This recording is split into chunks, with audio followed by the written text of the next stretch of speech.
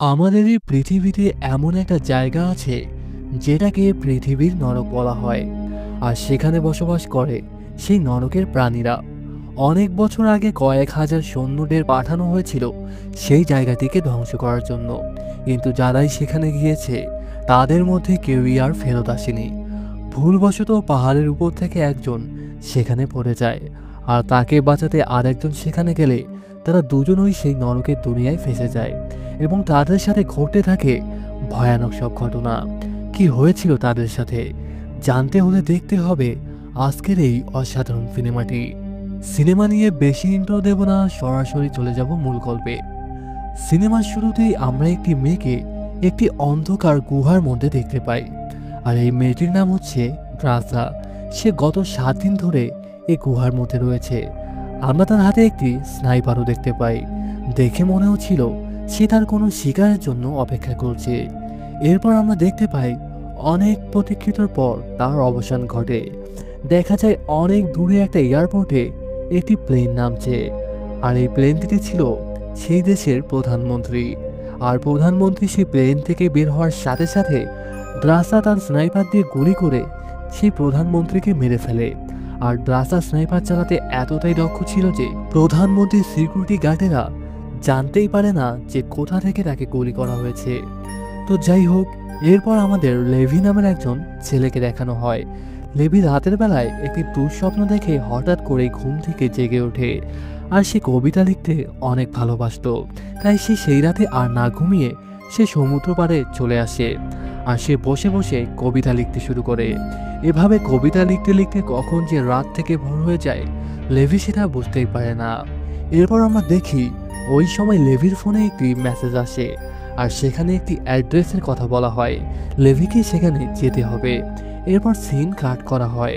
আমরা দেখতে পারি লেভি তার ফোনের সেই অ্যাড্রেস মোতাবেক সেই জায়গায় চলে আসে এবং এরপর সে একটি রুমের ভিতরে ঢোকে। এখানে আমরা একজন মহিলাকে দেখতে পাই, আর এনার নাম হচ্ছে পাথলনি। আর তাদের কথাবার্তা শুনে আমরা বুঝতে পারি যে লেভি এর আগে সেনাবাহিনীর একজন দক্ষ স্নাইপার সোলজার ছিল, কিন্তু বর্তমানে সে অবসর নিয়েছে। তো যাই হোক, এরপর বাথলনিও লেভিকে একটি মিশনের অফার করে এবং সে লেভিকে বলে এটা তুমি ছাড়া কেউই আর করতে পারবে না, কারণ তুমি একজন দক্ষ সোলজার। এবং লেভিকে মিশনে পাঠানোর আগে বাথলনি তাকে জিজ্ঞেস করে তার কোনো পরিবার বা কোনো প্রেমিকা আছে নাকি, কারণ মিশনের রুলস অনুযায়ী তাকে যেখানে পাঠানো হবে সেখানে সে কারোর সাথে কোনো রকম কন্ট্যাক্ট করতে পারবে না।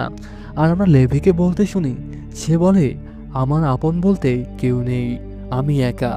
এরপর বাথলনি লেভিকে বলে মিশনের বিস্তারিত তাকে পরবর্তীতে জানানো হবে। অন্যদিকে ড্রাসাকে আমরা দেখতে পাই সে একটি কবরস্থানে চলে আসে, আর এই কবরস্থানে তার মাকে দাফন করা হয়েছে। আর ড্রাসার মা অনেক আগেই মারা গিয়েছে, কিন্তু এখানে আসার পর ড্রাসা দেখতে পারে তার বাবা আগে থেকেই তার মায়ের কবরের সামনে বসে আছে। এরপর ড্রাসা তার বাবার কাছে আসে এবং সে তার বাবাকে জানায় 1 বছরের জন্য তাকে একটি মিশনে যেতে হবে। ড্রাসার বাবা ক্যান্সারে ভুগছিল, যেটা দিন দিন তাকে ভিতর থেকে কুরে কুরে খাচ্ছিল। সে বুঝতে পারে তার কাছে আর বেশি একটা সময় নেই। সে তার এই জীবন থেকে খুব দ্রুত মুক্তি পেতে চায়। ড্রাসার বাবা ড্রাসাকে জানায় যদি সে সামনের ভ্যালেন্টাইনের আগে না মারা যায় তাহলে সে ভ্যালেন্টাইনের দিন নিজেই সুইসাইড করবে। ড্রাসা তাকে বোঝানোর অনেক চেষ্টা করলেও কোনো লাভ হয় না। ড্রাসার বাবা ড্রাসাকে জানিয়ে দেয় আজকের পর থেকে আর কখনো তাদের দেখা হবে না। এদিকে আমরা লেভিকে দেখি সে অজ্ঞান অবস্থায় ছিল। এরপর যখন তার জ্ঞান ফেরে তখন সে দেখতে পায় সে একটি প্লেনের ভেতর, কিন্তু সে কোথায় আছে সেটা এক্স্যাক্টলি সে জানে না। তখন সে প্লেনের একজন স্টাফকে জিজ্ঞেস করলে সেটাকে জানায় এই ব্যাপারে যে কোনো কিছু বলা সম্পূর্ণ নিষেধ করা হয়েছে। তারপর প্লেনের পাইলট লেভিকে জানায় সে তার গন্তব্যে চলে এসেছে, তাকে শীঘ্রই ল্যান্ড করতে হবে। আর তাকে এটাও জানিয়ে দেওয়া হয় সে ল্যান্ড করার পর 32 কিলোমিটার তাকে পায়ে হেঁটে পাড়ি দিতে হবে। এরপর লেভি প্লেন থেকে একটি প্যারাশুট নিয়ে জাম্প করে। সে ধীরে ধীরে নিচের দিকে আসে, আর এরপর এই পাহাড়ি রাস্তা সে পায়ে হেঁটে হেঁটে তার গন্তব্যে পৌঁছাতে প্রায় 2 দিন সময় লেগে যায়। তো এরপর সে যখন সেখানে পৌঁছায় তখন তার সাথে দেখা হয় জেরি নামের একজন লোকের। জেরি লেভিকে সাথে করে নিয়ে ওয়াচ টাওয়ারের দিকে যায় এবং লেভিকে ওয়াচ টাওয়ারটি দেখিয়ে বলে আগামী 1 বছর তোমাকে এখানেই কাজ করতে হবে। আমিও এখানে 1 বছর কাজ করেছি, কিন্তু এখন আমার সময় শেষ হয়ে গিয়েছে। সামনের 1 বছর দেখাশোনা করার দায়িত্ব তোমার। কিন্তু লেভি তখনও কিছুই বুঝতে পারছিল না যে আসলে তাকে কি কাজ করতে হবে।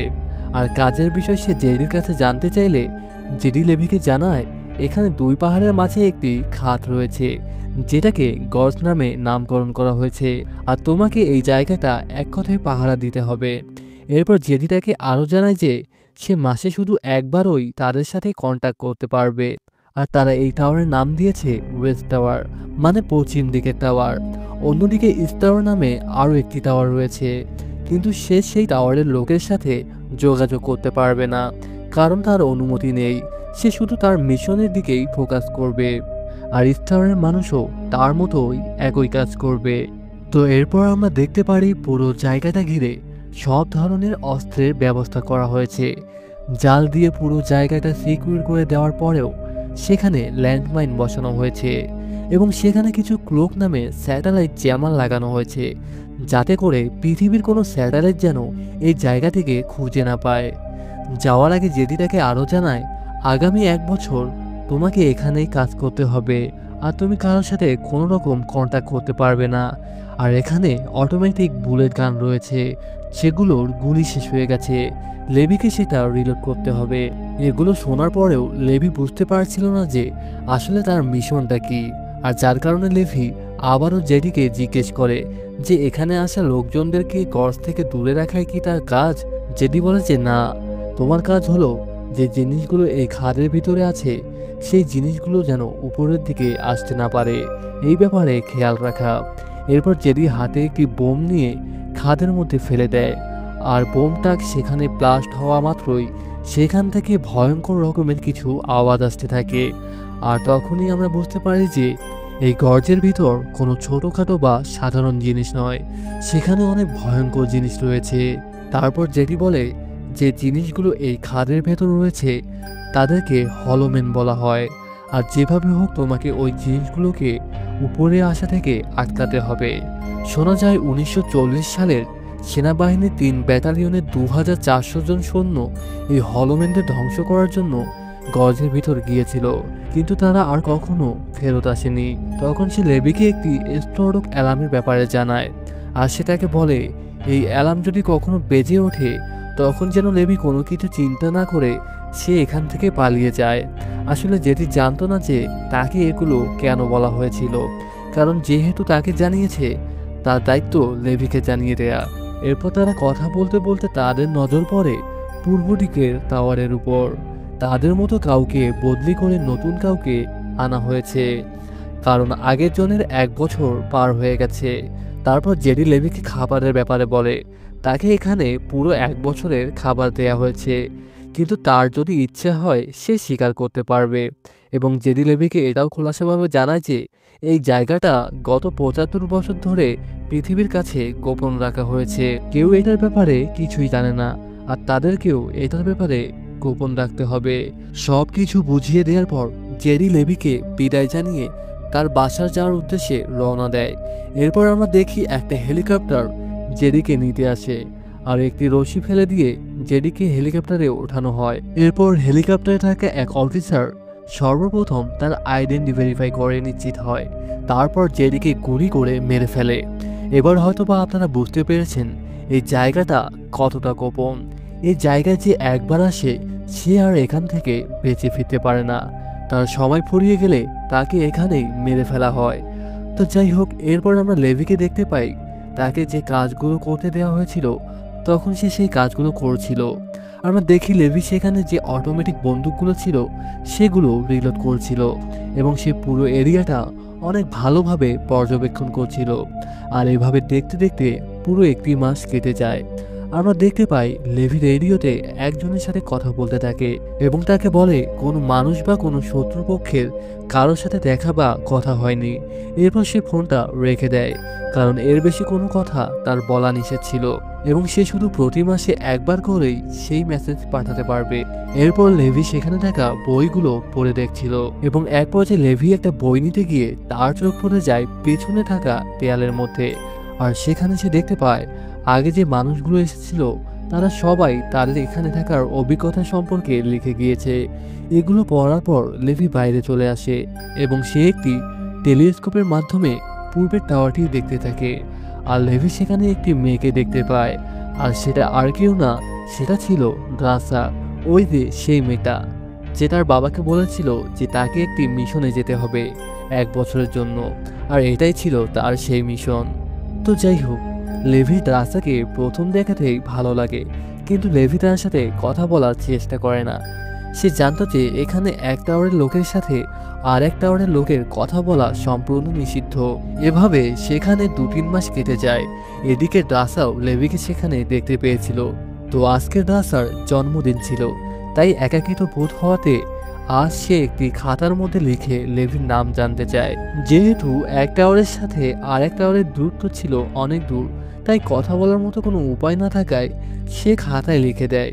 এদিকে আমরা দেখি লেভিও একটি বোর্ডে লিখে যে তাদের মধ্যে কথা বলা নিষেধ আছে, কিন্তু ড্রাসা কিছু শোনে না। সে আবারও লেভিকে তার নাম জানায় এবং সে এটাও বলে যে আজকে তার জন্মদিন। এরপর আমরা দেখি লেভি আর কোনো উপায় না পেয়ে সে তার নাম বলে দেয় এবং এভাবে আস্তে আস্তে তাদের বন্ধুত্ব হয়ে যায়। তো এরপর একদিন যখন লেভি জানতে পারে যে ড্রাসা একজন স্নাইপার, তখন সে ড্রাসাকে পরীক্ষা করার জন্য সে ড্রাসার টাওয়ারে থাকা একটি বোতলে শুট করে। তখন ড্রাসাও লেভি টাওয়ারে শুট করে।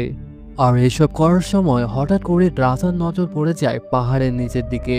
সে সেখানে দেখতে পায় এক ধরনের জন্তু, মনে হচ্ছিল মানুষ এবং গাছের সংমিশ্রণে এরা তৈরি হয়েছে।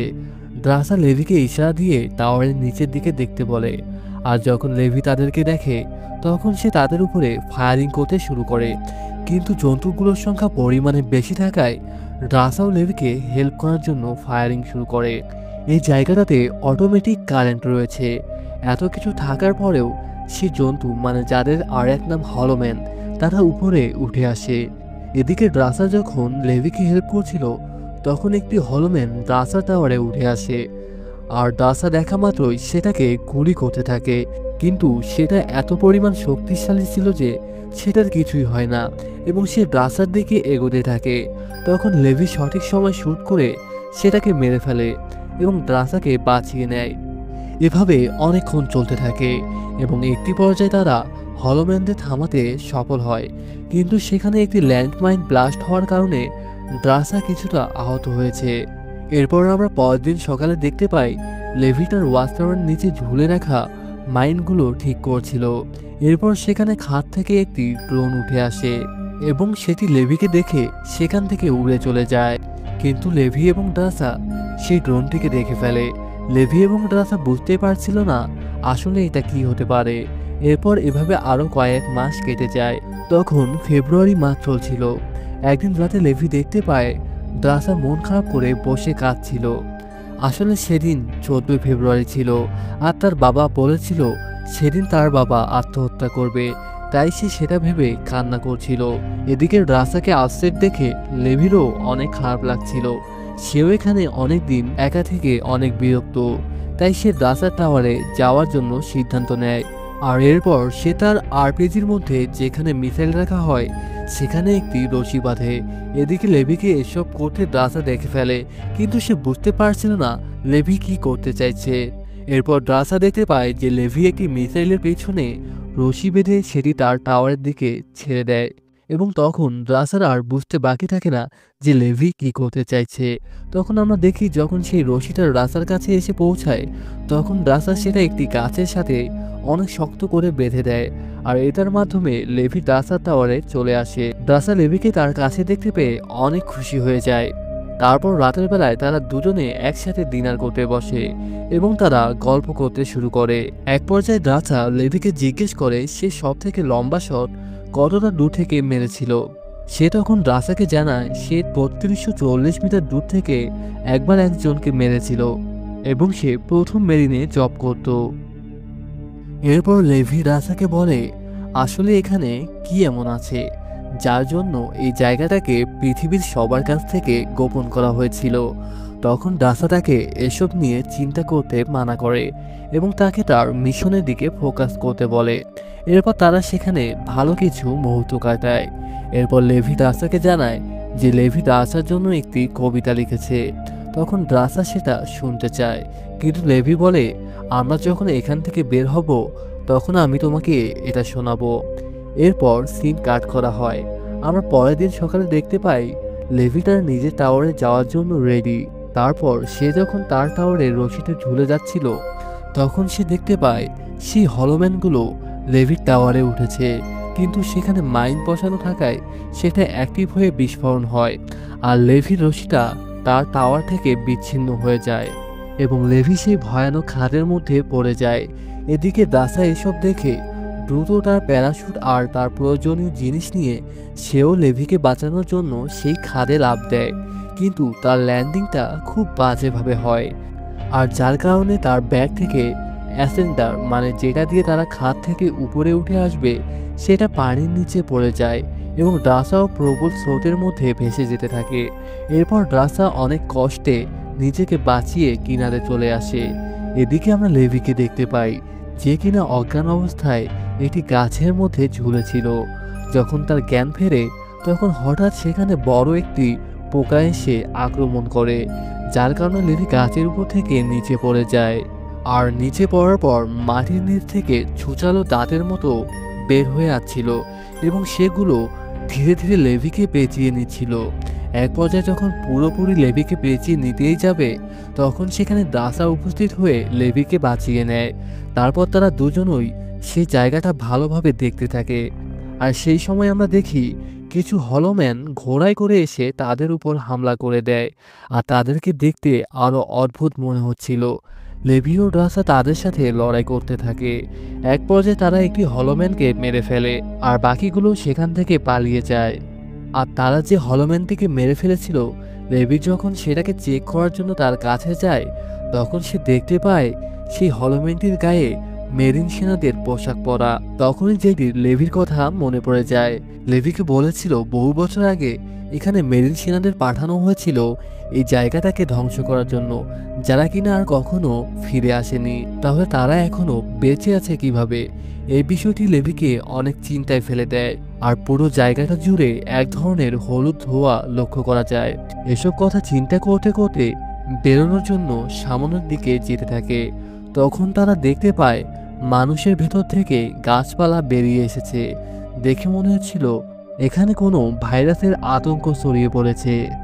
তারা সামনে গেলে দেখতে পায় যে আগে এটি একটি শহর ছিল, যেখানে অনেক গাড়ি এবং বাড়ি দেখা যাচ্ছিল। আর এসব দেখে তারা নিশ্চিত হয় যে এর আগে এখানে মানুষেরা বসবাস করত। তবে মাটিতে অনেক বড় ধরনের ফাটল লক্ষ্য করা যায়।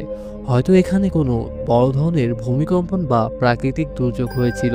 যখন তারা এসব দেখছিল তখন সেখানে কিছু হলোম্যান আসার শব্দ পেয়ে তারা একটি চার্চের ভিতর ঢুকে পড়ে এবং চার্চের ভিতরের দৃশ্যটা অনেক ভয়ঙ্কর ছিল। সেখানে অনেকগুলো মানুষের কঙ্কাল পড়েছিল, যারা এই ভাইরাসের ভয়ে নিজেরাই নিজেদের জীবন নিয়েছিল। আর ড্রাসা আর লেভি যখন এসব দেখছিল তখন হঠাৎ করে একটি মাকড়সা ড্রাসার উপরে হামলা করে দেয় এবং সেটি দেখতেও অনেকটাই বড় ছিল। মাকড়সাটাকে দেখে মনে হচ্ছিল সেটার ভিতরেও ভাইরাসের সংক্রমণ হয়েছে, যার মাথাগুলো দেখতে একদম মানুষের মাথার কঙ্কালের মতো। তো যাই হোক, এরপর তারা সেই মাকড়সাটিকে শুট করে মেরে ফেলে। আর তখন সেখানে গুলির শব্দ পেয়ে আবারও কিছু হলোম্যান তাদের উপর হামলা করে। তারপর তারা দুজন তাদের সাথে লড়াই করতে থাকে। এরপর তারা সেখান থেকে বেরিয়ে দৌড়ে সেখানকার একটি ল্যাবের ভেতর প্রবেশ করে এবং ভিতরে ঢুকে তারা দেখতে পায় সেটি একটি পুরনো ল্যাব ছিল এবং তারা সেখানে একটি ব্যাকআপ জেনারেটর দেখতে পায় আর সেটা চালু করে দেয়। এদিকে লেভি একটি অনেক পুরনো ডিভিডি খুঁজে পায় এবং সে সেই ডিভিডির ভিডিওটি প্লে করে দেয়। আর সেই ভিডিওতে একজন মহিলা ডাক্তার আসে এবং তিনি এসে একটি সিক্রেট মিশনের ব্যাপারে বিস্তারিত বলতে শুরু করে। এটা হচ্ছে বিশ্বের টপ সিক্রেট মিলিটারি ল্যাবরেটরি, যেখানে গোপনে বিশ্বের ইস্ট এবং ওয়েস্ট মিলে এক ধরনের বায়োলজিক্যাল অস্ত্র তৈরি করছিল। কিন্তু গতকাল সেখানে ভূমিকম্পন আঘাত হানে আর যার কারণে এখানে বসবাসরত সকল প্রাণী, মানুষজন এবং উদ্ভিদ সহ সবকিছুর ডিএনএ একে অপরের সাথে একত্রিত হয়ে যায় আর সেই গ্যাসটা সবকিছুকে একদম মিউটেট করে দেয় এবং এই কারণে এখানে এই অদ্ভুত রকম জন্তুগুলো সৃষ্টি হয়েছে। আর কোনো মানুষ যদি এই ভাইরাসে ইনফেক্ট হয়ে যায় তবে তার কাছে মাত্র 5 দিন সময় থাকবে, আর 5 দিন পর তারা ধীরে ধীরে এই ধরনের জন্তুতে রূপান্তরিত হয়ে যাবে। আর এই ভিডিওটি যিনি করেছেন তিনি নিজেও এই ভাইরাসে ইনফেক্টেড ছিল, এবং আমরা ভিডিওতে দেখতে পাই তার শরীরও ধীরে ধীরে পরিবর্তন হতে শুরু করেছে। এসব কিছু দেখার পর লেভি এবং ড্রাসা মিলে সেখান থেকে আরেকটু সামনের দিকে যায় এবং সেখানে তারা দেখতে পারে সেখানে নতুন করে সেটআপ তৈরি করা হয়েছে, যার মানে বর্তমানে এই জায়গাটাতে অন্য কেউ তাদের নতুন গবেষণাগার বানিয়েছে। এরপর আমরা দেখতে পারি লেভি একটি কম্পিউটার চেক করে এবং সে জানতে পারে এটা ড্রাগলেক নামের একটি কোম্পানি পরিচালনা করছে। ড্রাগলেক হচ্ছে একটি প্রাইভেট রিসার্চ কোম্পানি যারা এই সম্পূর্ণ জায়গাটাকে পরিচালনা করে। মনে আছে তো লেভি একদিন কাজ করার সময় যে একটা ড্রোন দেখতে পেয়েছিল, আর সেই ড্রোনটি এই জায়গা থেকে বের হয়ে চলে গিয়েছিল। তখন লেভি এই বিষয়টা বুঝতে না পারলেও এখন তার কাছে সবকিছু একদম পরিষ্কার। তারা সেখানকার কম্পিউটার থেকে আরও জানতে পারে ড্রাগলেক কোম্পানি সেই ড্রোনের মাধ্যমে এখানকার যন্ত্রগুলোর ডিএনএ সংগ্রহ করে রিসার্চ করছে, কারণ তারা সুপার সোলজার বানানোর চেষ্টা করছে, অর্থাৎ এমন এক ধরনের সৈন্য যার ক্ষমতা হবে 20 জন ইউএস আর্মির সমান। তবে সেখানে তারা আরও কিছু জানতে পারে, আর সেই বিষয়টা হচ্ছে স্টোরক প্রোটোকল। যদি এখানে কিছু ভুল হয় তাহলে সেটা আর রিকভার করা যাবে না। তাই এই জায়গাটাকে পৃথিবীর সবার কাছ থেকে ডিপ সিক্রেট রাখার জন্য তারা এই জায়গাটাতে একটি পরমাণু বোমা তৈরি করে রেখেছিল। তবে দুঃখের বিষয় সে প্রোটোকলকে চালু করা হয়নি, কারণ ডার্কলেক নামের সেই কোম্পানি এই জায়গাটার উপর রিসার্চ করছে। কিন্তু ড্রাসা এবং লেভি এখানকার সব গোপন খবর জেনে গেছে এবং তারা এখন এখান থেকে বের হওয়ার রাস্তা খুঁজতে থাকে। তখন তারা লক্ষ্য করে ডাচার যে ব্যাগটা সেটা সেখানে নেই, আর যখন তারা দরজা খুলে বাইরে আসে তখন দেখতে পারে ড্রাসার ব্যাগটা বাহিরে পড়ে আছে। তারা সামনে এগোতে থাকে এবং ড্রাসা যখন তার ব্যাগটা নিতেই যাবে তখন তাদের উপর আবারও সেই হলোম্যান হামলা করে দেয়। মূলত ড্রাসার ব্যাগটা একটি ফাঁদ ছিল, কিন্তু সেই হলোম্যান ড্রাসাকে ফাঁদে ফেলে ড্রাসাকে নিয়ে সেখান থেকে চলে যায় এবং যাওয়ার পথে ড্রাসা একটি পড়ে থাকা গাছের সাথে ধাক্কা খেয়ে অজ্ঞান হয়ে যায়। আর ড্রাসাকে যেখানে নিয়ে যাওয়া হয় সেটি ছিল এই জায়গাটির গবেষণাগারের একদম সেন্টার পয়েন্ট। তো এরপর আমরা দেখি সেই হলোম্যানটি ড্রাসাকে নিয়ে এসে উপরে ঝুলিয়ে রাখছে। আমরা দেখি সেই জন্তুটি ড্রাসাকে প্রায় মেরে ফেলতেই যাবে, তখনই লেভি এসে সেখানে ড্রাসাকে বাঁচিয়ে নেয় এবং সেই হলোম্যানটিকে তারা সেখানে মেরে ফেলে। তারপর তারা সেখান থেকে বের হয়ে একটি জায়গায় যায় এবং সেখানে তারা দেখতে পায় যে সে বায়োলজিক্যাল গ্যাস এই জায়গাটিতে তৈরি করা হয়েছিল এবং সেটা লিক হওয়ার পর এই জায়গাটিতে ভয়ানক অবস্থা বিরাজ করছে। প্রচুর পরিমাণের মিউটেশন এই জায়গাটাতে। মানুষের শরীর গাছের মতো হয়ে লতাপাতা চারদিকে ছড়িয়ে ছিটিয়ে রয়েছে। দেখে মনে হচ্ছে তারা মনে হয় অনেক কষ্ট সহ্য করে বেঁচে আছে। আমরা দেখতে পাই ড্রাসা এখানে ডেড লঞ্চার দিয়ে সে জায়গাটাকে আগুন ধরিয়ে দেয়, আর এতে করে সেখানকার সব হলোম্যানগুলো মারা যায় এবং তারা বুঝতে পারে যে এই হলোম্যানগুলোকে আগুনে পুড়িয়ে খুব সহজেই মারা সম্ভব। তো যাই হোক, এরপর তারা দুজন সেখান থেকে বেরিয়ে আসে। এখন তাদেরকে সেই জায়গা থেকে উপরে উঠতে হবে। তখন তারা সেখান থেকে উপরে ওঠার জন্য উপায় খুঁজতে থাকে। এক পর্যায়ে তারা একটি গ্যারেজের ভিতর গাড়ি দেখতে পায়, আর সেই গাড়িটি ছিল অনেক পুরনো। তখন তারা সেই গাড়িটিকে রিপেয়ার করে। তারা সেটাকে পাহাড়ের কাছে নিয়ে যায় এবং তারা রশির সাহায্যে সেই গাড়িটিতে করে উপরে ওঠার কার্যক্রম শুরু করে দেয়। এখানে তাদের আইডিয়াটা ঠিকমতো কাজ করলেও আমরা দেখতে পারি অনেকগুলো হলোম্যান নিচ থেকে সেই রশি বেয়ে উপরের দিকে উঠতে শুরু করে দেয়। তখন লেভি আর ড্রাসার কাছে কোনো উপায় না থাকায় লেভি সেই গাড়ির তেল ট্যাঙ্কিটি ফুটো করে দেয়। তখন নিচে থাকা হলোম্যানগুলো সব সেই তেলের মধ্যে ভিজে যায়, আর লেভি সেই রশিটির মধ্যে আগুন জ্বালিয়ে দেয় এবং সব হলোম্যানগুলো আগুনে পুড়তে পুড়তে নিচে পড়ে যায়। এরপর অনেক কষ্ট করে লেভি এবং ড্রাসা পাহাড়ের উপরে উঠতে সক্ষম হয়, আর আমরা দেখি তারা দুজনই একটু আহত হয়। তারপর তারা দুজন কথা বলতে থাকে এবং তারা এটা বুঝতে পারছিল না যে তাদের এখন কি করা উচিত, কারণ তারাও তো সেই বিষাক্ত গ্যাসে ইনফেক্টেড হতে পারে। আবার তারা এটাও চিন্তা করে যে যেহেতু অনেক বছর হয়ে গেছে এতে করে তারা ইনফেক্টেড নাও হতে পারে। এরপরেও তারা এটা সিদ্ধান্ত নেয় যে তারা 5 দিন অপেক্ষা করে দেখবে। যদি তারপরেও তারা ঠিক থাকে তখন তারা দুজন মিলে এখান থেকে পালিয়ে যাবে। কিন্তু দেশে গেলে তাদের মৃত্যুর ভয় রয়েছে। তখন ড্রাসা ফ্রান্সের একটি জায়গার কথা বলে যেখানে তাদের কেউই খুঁজে পাবে না। তো এরপর তাদের দুজনের কথোপকথন শেষ হলে লেভি তার টাওয়ারে চলে আসে। এরপর আমরা দেখি তাদের কোম্পানির বস বার্থোলোমিও লেভিকে ফোন করে, তাকে বলতে থাকে তাদের রিসার্চ টুল কম্পিউটারের সিস্টেম অন হয়ে গিয়েছে। সেটার বিষয়ে লেভি কিছু জানে নাকি, এবং সে এটাও জিজ্ঞেস করে সে কি ইস্টাওয়ার্নের সোলজারের সাথে কোনো কন্ট্যাক্ট করেছে কিনা। তখন লেভি তাকে মিথ্যা কথা বলে। তখন লেভি তাকে বলে এসব বিষয় সে কিছুই জানে না। যদিও বার্থোলোমিও তাদের দুজনকে গজের গোপন সিসিটিভি ফুটেজে দেখে নিয়েছে, কিন্তু এই ব্যাপারে তখন লেভিকে আর কিছুই জানায় না। কিন্তু সে লেভিকে এটা জানিয়ে দেয় তারা একটি রিসার্চ করছে যাতে করে তারা তাদের সৈন্যদের আরও শক্তিশালী করতে পারে। তাই সে আশা করে লেভি তাদের হেল্প করবে। যেহেতু সেই কম্পিউটারটি লেভি অন করেনি, তার মানে ইস্টাওয়ারের যে ব্যক্তি রয়েছে, মানে ড্রাসার কথা বলছিল, এবং সে লেভিকে বলে ড্রাসাকে যেন সে মেরে ফেলে, কারণ সে লেভিকে কনফিউজ করার জন্য চেষ্টা করছিল, কারণ সে এটাও জানে লেভি তাকে মারতে পারবে না। আর তাদের কথা শেষ হওয়ার পর লেভি বুঝতে পারে যে তারা সবকিছুই টের পেয়েছে, তাই তাকে দ্রুত কিছু করতে হবে। তাই লেভি আর ড্রাসা মিলে পরের দিন সকালে কিছু তার লাগানোর কাজ করছিল। তখন তারা একটি হেলিকপ্টার তাদের দিকে আসতে দেখে, যেখানে বার্থোলোমিও তার কিছু সৈন্য নিয়ে সেখানে আসছিল। তখন লেভি আর ড্রাসা বুঝে যায় এরা তাদেরকে মারার জন্য আছে। তখন দেরি না করে লেভি এবং ড্রাসা সেখান থেকে পালাতে শুরু করে। এদিকে বার্থোলোমিও তাদেরকে মারার জন্য তার সৈন্যদের পাঠিয়ে দেয় এবং সাথে সেই ড্রোনগুলোও পাঠায়, কিন্তু তারা তাদেরকে মারতে ব্যর্থ হয়। অন্যদিকে লেভি এবং ড্রাসা সেই জ্যামারসগুলোতে বোমা লাগিয়ে রেখেছিল। এরপর তারা গুলি করে সেগুলো ব্লাস্ট করে দেয়, আর তখন সেখানে একটি অ্যালার্ম বেজে ওঠে। আমরা এখানে থাকা একটি প্রোটোকলের ব্যাপারে শুনেছিলাম, এখানে যদি কোনো রকম কিছু ভুল হয় তাহলে এখানে থাকা পরমাণু বোমাটা ব্লাস্ট হয়ে এই পুরো জায়গাটা ধ্বংস হয়ে যাবে। আর সেই প্রোটোকলটা লেভি অ্যাক্টিভ করে দিয়েছে। এখন তাদের হাতে মাত্র 2 মিনিট সময় রয়েছে, আর এই বোমের রেডিয়ান্স 4 কিলোমিটারের একটু বেশি। আর এটা বার্থোলোমিও অনেক ভালো করেই জানতো।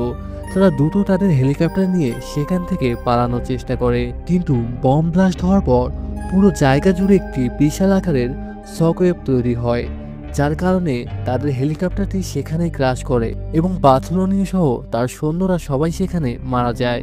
কিন্তু বম ব্লাস্ট হওয়ার পর পুরো জায়গা জুড়ে একটি বিশাল আকারের শকওয়েভ তৈরি হয়, যার কারণে তাদের হেলিকপ্টারটি সেখানেই ক্র্যাশ করে এবং বার্থোলোমিও সহ তার সৈন্যরা সবাই সেখানে মারা যায়, আর পুরো গজটাই ধ্বংস হয়ে যায়। সেখান থেকে ড্রাসা ঠিক সময় সেই জায়গা ত্যাগ করতে পারলেও লেভি একটু আহত থাকায় সে সঠিক সময় সেখান থেকে বের হতে পারে না।